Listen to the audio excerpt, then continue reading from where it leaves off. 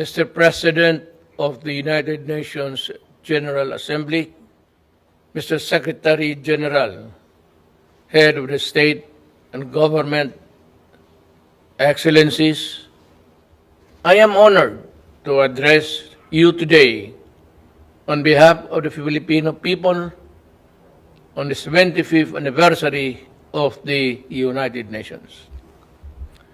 The invisible enemy that is COVID-19 has brought about an unfamiliar global landscape and unleashed a crisis without precedent. It is the biggest test the world and the United Nations face since World War II.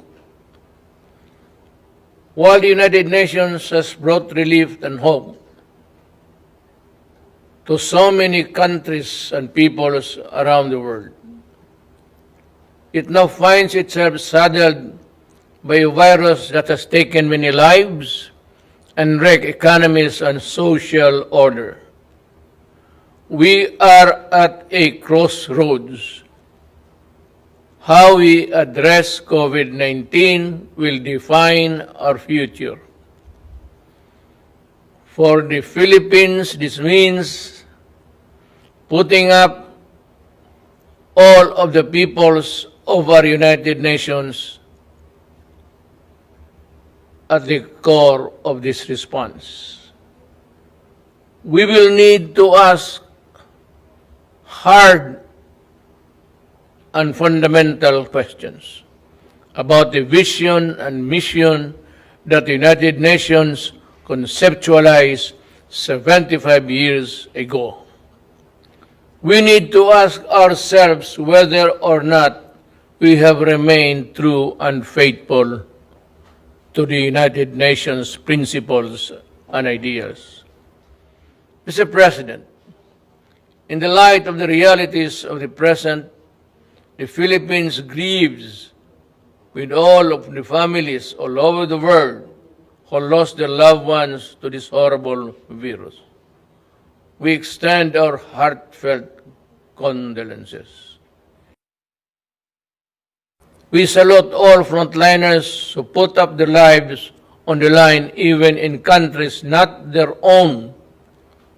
So also do we honor and recognize the healthcare professionals who selflessly answered the call and to combat the COVID-19 pandemic despite its virulence and unknown characteristics.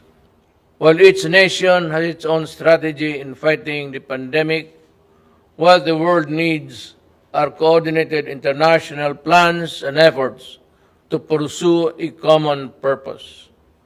COVID-19 knows no border, it knows no nationality, it knows no race, it knows no gender, it knows no age, it knows no creed. The Philippines values the role that the United Nations plays in its fight against the pandemic. And a middle-income country whose economic advances have been derailed by the pandemic, we welcome the launch of the UN COVID Response and Recovery Fund. Ensuring universal access to anti-COVID-19 technologies and products is pivotal in the global pandemic recovery. The world is in the race to find safe and effective vaccine. When the world finds that vaccine, access to it must not be denied nor withheld. It should be made available to all rich and poor nations alike as a matter of policy.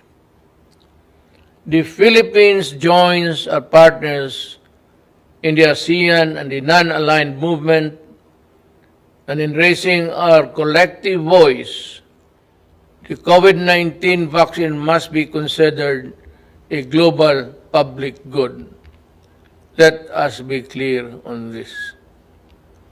We can call for a global health agenda with enough resources, and policy space for the World Health Organizations.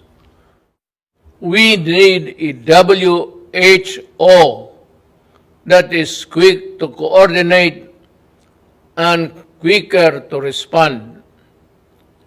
The Philippines will do its part in the pooling of global resources. Our health workers are among the best.